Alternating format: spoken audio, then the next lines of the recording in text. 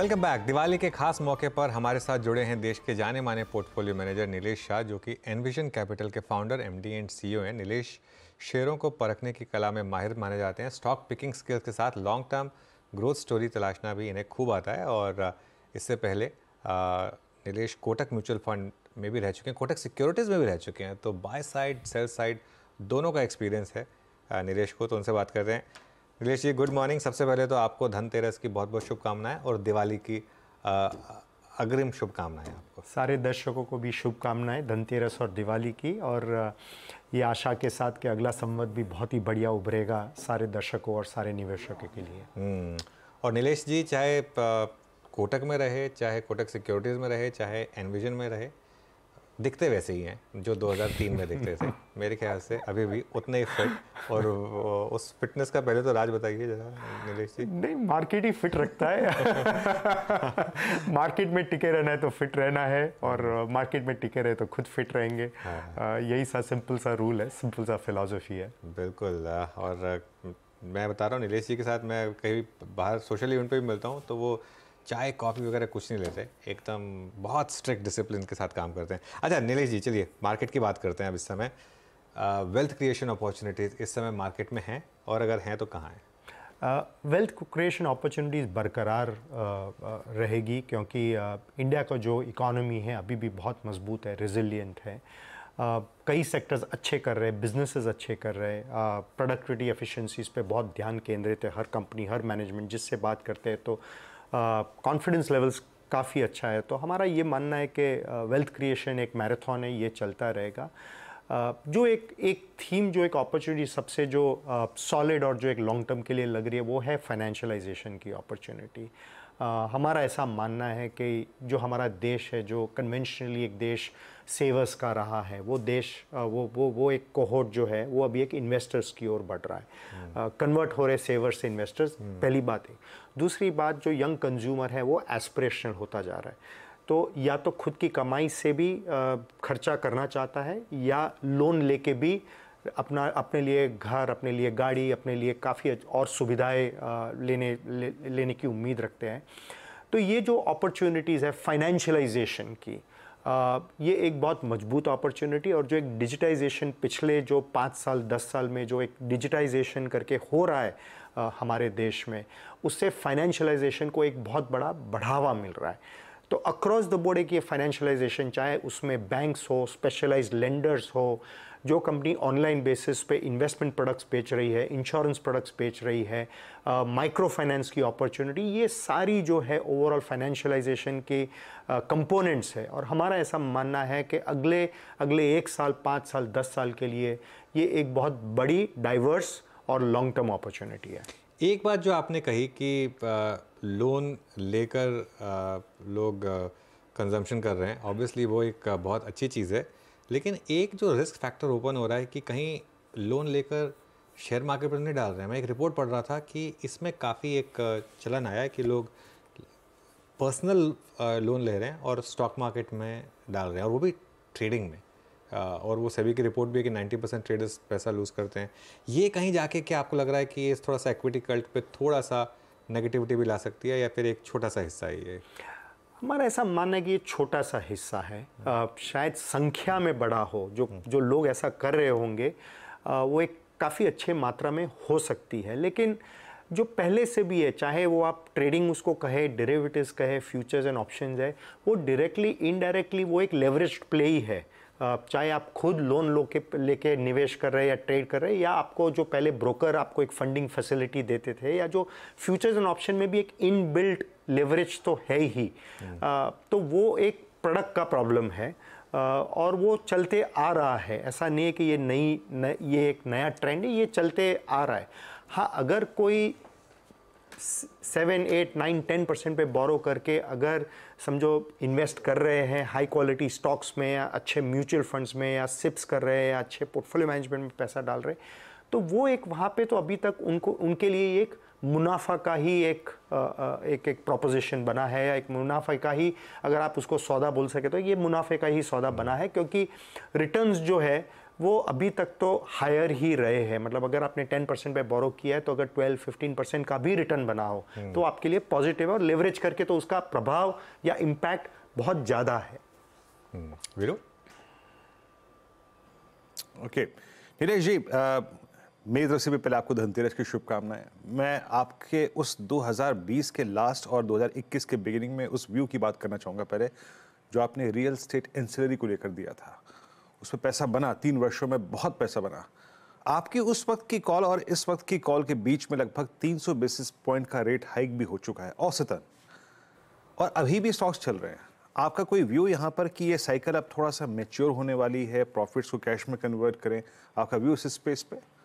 ये जो real estate और उसके कनेक्टेड जितने भी सारे सेक्टर्स हैं या सब सेक्टर्स हैं, उनमें अभी भी ट्रेंड अभी शुरू हुआ है, क्योंकि रियल एस्टेट का जो सेक्टर है वो तकरीबन 10 साल के एक डाउन टर्न से निकला है। 10 साल का समय जो ऐसा था जहां बिल्डर्स पे इन्वेंट्री पाइलअप हुआ, रेरा आया, उसमें काफ़ी रीएडजस्टमेंट हुआ है, और डिमांड काफ़ी वीक सी थी, इन्वेस्टमेंट डिमांड तो बिल्कुल सी नहीं थी। तो हमारा ऐसा मानना है कि एक 10 साल के मंदी से ये सेक्टर गुजर के अभी बाहर उभर के आ रहा है। तो और कोई भी जो ट्रेंड है, ये इस टाइप की जो ट्रेंड होती है वो छोटे समय में वो ट्रेंड ख़त्म नहीं होती। ये जो ट्रेंड है ये ऐसा हमारा मानना है कि अगले 5-10 साल तक चलता रहेगा, और ख़ास करके हमारी जो इकोनॉमी है और जो अभी ग्रोथ रेट्स है वो अगर बरकरार रही, जो हमारा मानना है कि ये बरकरार रहेगा, तो रियल एस्टेट सेक्टर उसका सीधा बेनिफिशियरी रहेगा। तो जो रियल एस्टेट डेवलपर्स है, होम फाइनेंस कंपनीज़ है, और जो बिल्डिंग मटेरियल कंपनीज़ हैं, ओवरऑल ये जो ओवरऑल पैक है, और कुछ हद तक होम अप्लायंसेस कंपनीज़, ये जो 3 या 4 विभिन्न जो कंपोनेंट्स है रियल एस्टेट स्पेस को कनेक्टेड होके, हमारा ऐसा मानना है कि इसमें ये सेक्टर अभी भी एक लॉन्ग टर्म ट्रेंड में सिर्फ एक एंटर हुआ है, और कई साल तक डिमांड मजबूत रहेगी, परफॉर्मेंस अच्छे आएंगे, और ये सेक्टर हमारा ऐसा मानना है कि बुल मार्केट में प्रवेश कर चुका है, और ये बुल मार्केट अभी तक कई सालों तक चलेगा। ओके, तो कंटिन्यू टू होल्ड। अगर आपने उस समय इन स्टॉक्स को ग्रिप किया है, इस सेक्टर में पैसा लगाया है, रियल स्टेट एंसिलरी और कुछ हद तक एचएफसीज है। अच्छा नीलेश जी, कुछ सेक्टर्स की स्ट्रॉन्ग प्रेजेंस या फिर एंटायर प्रेजेंस मिड कैप में ही होती है। For instance railway, for instance अगर आप देखें तो डिफेंस कंपनियां। कोई मिड कैप की यही थीम या फिर कोई और थीम जो आपके जहन में आती है जो कि CY24 में डोमिनेट कर सकती है आपके अनुमान के मुताबिक?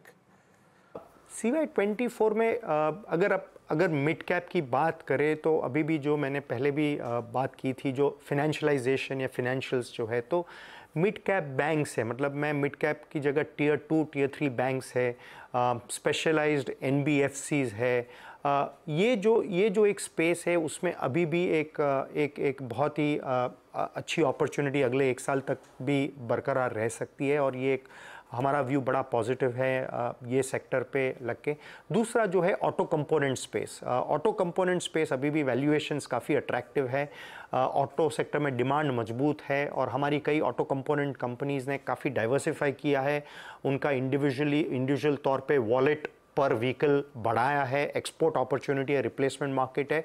तो मिड कैप कंपनीज जहाँ है वहाँ पे एक बहुत ही अच्छी अपॉर्चुनिटी है ये स्पेस में। और तीसरा जो केपेक्स को लग के जो बड़ी बड़ी कंपनीज है उनके वैल्यूएशंस तो काफ़ी मजबूत है, लेकिन जो छोटी छोटी कंपनीज है जो अभी भी कंपोनेंट सप्लाई करते हैं, कंज्यूमेबल सप्लाई करते हैं, इक्विपमेंट सप्लाई करते हैं, वहाँ पे अभी भी अर्निंग्स ग्रोथ बहुत मजबूत रहेगा 2-3 साल तक। ऑर्डर बुक बहुत मजबूत है, और ख़ास करके 2024 में जनरल इलेक्शन का अगर जो हमारे नागरिकों का एक बहुत ही कंसेंसस और एक निर्णायक डिसीजन आएगा, तो उसके बाद ये सेक्टर को बहुत एक लॉन्ग टर्म ग्रोथ अपॉर्चुनिटी के लिए तैयार हो जाएगा। तो अक्रॉस द बोर्ड, चाहे हम क्रेडिट की बात करें, कंजम्पशन की बात करें, कंपोनेंट्स की बात करें, केपेक्स भी बात करें, मिड कैप स्मॉल कैप्स में ये सारे जो सेक्टर्स हैं उनके लिए बहुत ही एक पॉजिटिव साल और अगले कई साल उभर के आ सकते हैं। ओके, चलिए नीलेश, ये एक बड़े सेक्टर की बात करते हैं जिसको आपने काफ़ी समय से परखा है और काफ़ी मल्टीबैगर्स ढूंढे हैं आपने स्पेस में, आईटी। मिड कैप आईटी तो शानदार रहा है, लेकिन लार्ज कैप आईटी में अभी भी डिबेट है कि क्या करना है। अब आपका क्या व्यू बन रहा है यहाँ पर? लार्ज कैप के लिए चैलेंजेस रहेंगे अनुज, क्योंकि अगर आप पिछले 10 साल का भी ट्रैक रिकॉर्ड देखें, जो और 10 साल में कई टेक्नोलॉजी चेंजेस आए, डिसरप्शंस आए, डिजिटाइजेशन हुआ, शिफ्ट ऑनलाइन तक हुआ, ऐसे एनवायरनमेंट में भी इनके रुपी टर्म्स में रेवेन्यू ग्रोथ तकरीबन 10% ही रहा है। मतलब ये जो सेक्टर है वो आपके लिए डॉलर टर्म्स में भी मिड सिंगल डिजिट का ही ग्रोथ दे सकता है, 5, 6, 7%। और तो अपॉर्चुनिटीज़ जो है अभी भी mid cap small cap companies में रहेंगी, जो स्पेशलाइज्ड आईटी कंपनीज, जो बड़ी आईटी कंपनीज हैं, वो अगर आपका कोई शॉर्ट टर्म व्यू है कि पी मल्टीपल बैंड जो है तकरीबन, अगर आप इन्फोसिस का भी देखें तो 20 और 30 पी मल्टीपल के बीच में ट्रेलिंग अर्निंग्स के बेसिस पे ये एक रेंज में रहता है। तो अगर वो लोअर एंड पे आता है तो वहाँ पे अगर आप लेके एक क्विक रिटर्न या शायद एक ट्रेडिंग काइंड ऑफ रिटर्न बन सकता है। बट इन्वेस्टमेंट के लिए मेरे हिसाब से अभी भी लार्ज कैप आईटी को अवॉइड ही करना चाहिए। ओके, लार्ज कैप आईटी को अभी भी अवॉइड करना चाहिए। दूसरी स्पेस जिसने मार्केट को तंग किया हुआ है large private banks. HDFC bank ने 3 साल से कोई रिटर्न्स नहीं दिए, ये क्यों हो रहा है आपके हिसाब से, और यहाँ पर अब क्या करें? तकलीफ यहाँ पे एक रिलेटिव परफॉर्मेंस का है। अगर हम कोविड के पहले का समय देखें, उसके पहले जो 3, 4, 5 साल जब वहाँ पे कई चैलेंजेस आए बैंकिंग सेक्टर को, और वो एक एनवायरनमेंट जो टफ और चैलेंजिंग पीरियड था, उसमें 2 या 3 प्राइवेट बैंक्स ने अच्छा और शानदार प्रदर्शन करते रहे, क्योंकि वो अपने एसेट क्वालिटी को लेके बहुत ही फोकस थे। HDFC बैंक, कोटक बैंक, तो वहाँ पे ये जो बैंक्स हैं उन्होंने काफ़ी आउट परफॉर्मेंस किया। 2020 के बाद जब बाकी छोटी बैंक्सों ने अपने बैलेंस शीट को रिपेयर किया, जो साफ़ सफाई करनी थी एसेट क्वालिटी को लेके, प्रोविज़न करना था, वो सब कर दिया और वो ग्रोथ के लिए तैयार हो गए। तो और उनके वैल्यूएशंस बहुत अट्रैक्टिव थे। तो मार्केट जो है इंक्रीमेंटल पैसा छोटी banks, tier 2 banks, tier 3 banks में पैसा लगा रहा है, नंबर 1। नंबर 2, ये क्षेत्र में, ये सेक्टर में सप्लाई बहुत बढ़ गया, कई नए IPOs आए हैं, तो चॉइस एक बढ़ गई है। तो जहाँ रिलेटिव परफॉर्मेंस का था, ऑपरेशनल फाइनेंशियल परफॉर्मेंस बाकी सब बैंक्स का और शानदार आ रहा है। ऐसा नहीं है कि HDFC बैंक, कोटक बैंक का प्रदर्शन कुछ अच्छा नहीं है, लेकिन उनका ग्रोथ है 15%, यहाँ पे ग्रोथ आ रहा है 20-25%। तो मार्केट जो है वो एक ग्रोथ का गुलाम है और मार्केट वहीं पे शिफ्ट हो रहा है। तो जब तक ये सिचुएशन रहेगा वहाँ पे अंडर परफॉर्मेंस रह सकता है। दूसरी बात के जो FIs है, इनके ये फेवरेट स्पॉट्स हैं, बड़ी प्राइवेट सेक्टर बैंक्स। FIs अभी बैकफुट पे है, बैक सीट ले रहे हैं। ऐसा हो सकता है कि 2024 में उनका रुख बदले, खास करके अगर जनरल इलेक्शन में वो एक मन बना लेते हैं कि पॉलिटिकल स्टेबिलिटी बरकरार रहेगी, हमारे पास फुल मेजॉरिटी वाली सरकार बरकरार रहेगी, तब बड़ा पैसा आ सकता है। और जब वो बड़ा पैसा आएगा, वो पैसा काफ़ी हद तक बड़ी प्राइवेट सेक्टर बैंक्स में जाएगी। तो ये 2 चीज़ है जिसकी वजह से ये जो बड़ी अच्छी बैंक्स है वो अंडर परफॉर्म कर रही है।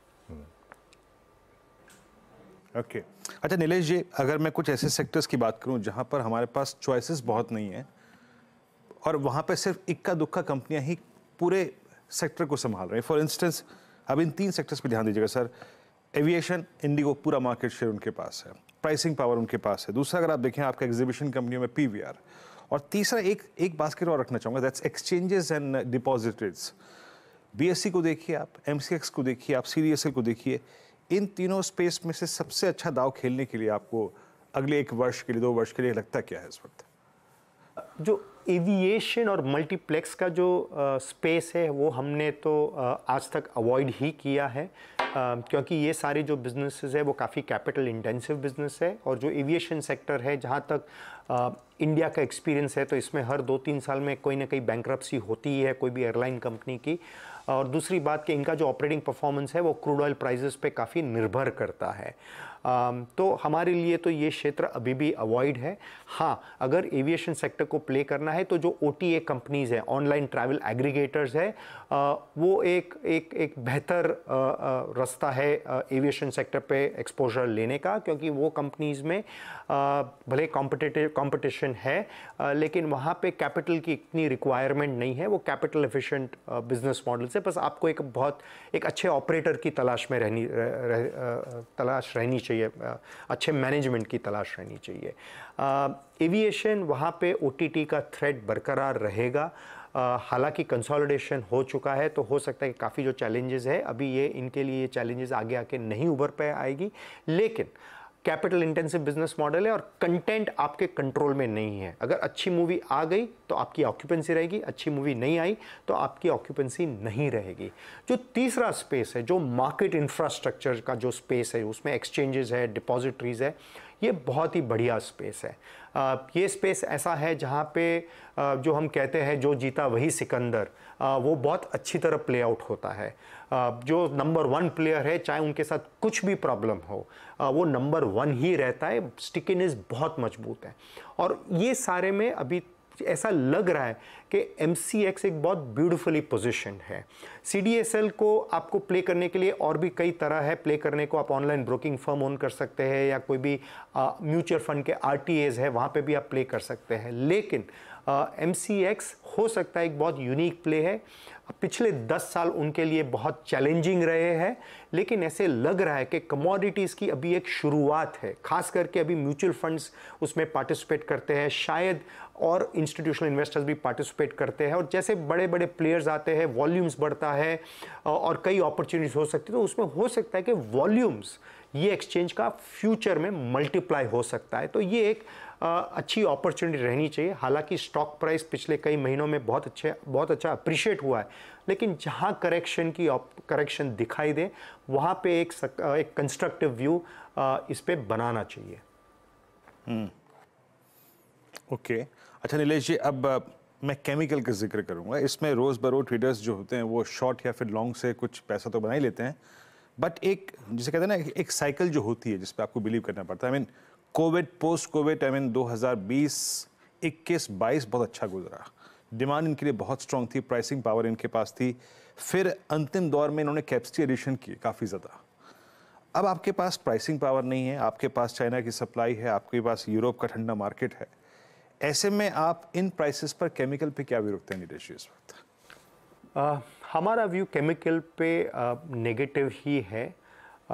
ये केमिकल का जो क्षेत्र है ये एक और कमोडिटी ही है, और वो खास करके पिछले 2-3 क्वार्टर्स में एक ये बहुत साफ तौर पर दिख रहा है कि ये बिज़नेस में हमें निवेश बहुत बड़ा करना पड़ता है, मैन्युफैक्चरिंग फैसिलिटी सेटअप करने को, वर्किंग कैपिटल भी देनी पड़ती है, और मार्जिन्स आपके कंट्रोल में नहीं है। कहीं क्रूड ऑयल आपके मार्जिन को इम्पैक्ट कर सकता है, कहीं को चाइना में फैसिलिटीज़ रीओपन हुई तो वो आपके मार्जिन को इम्पैक्ट कर सकता है। डिमांड काफ़ी हद तक ग्लोबल ग्रोथ पे निर्भर करता है, और वैल्यूएशंस बहुत रीज़नेबल नहीं है। कई कंपनीज़ को स्पेशलिटी के नाम पे बहुत ऊंचा वैल्यूएशन दिया जाता है। तो हमारा ऐसा मानना है कि अभी तक जो एक जो कहते हैं worst is not yet over, हमारा ऐसा मानना है कि अभी तक वर्स्ट होना बाकी है केमिकल सेक्टर में, और कुछ इंतज़ार करना चाहिए या तो प्राइजेस को अट्रैक्टिव होने में, या ये सेक्टर को एक कंसोलिडेशन फेज से गुजरने को। तो और ये समय हो सकता है 1-2 साल और लगे, वो पीरियड में बहुत अच्छे और इन्वेस्टमेंट अपॉर्चुनिटीज़ हो सकते हैं इन्वेस्टर्स के लिए। ऑलराइट नीलेश, बहुत बहुत शुक्रिया आज हमारे साथ जुड़ने के लिए, और एक बार फिर से आपको धनतेरस और दिवाली की बहुत बहुत शुभकामनाएं। धन्यवाद अनुज, धन्यवाद। बता दें कि मनी कंट्रोल पर दिए गए विचार एक्सपर्ट्स के अपने निजी विचार होते हैं। वेबसाइट या मैनेजमेंट इसके लिए उत्तरदायी नहीं है। यूजर्स को मनी कंट्रोल की सलाह है कि कोई भी निवेश निर्णय लेने से पहले सर्टिफाइड एक्सपर्ट की सलाह लें।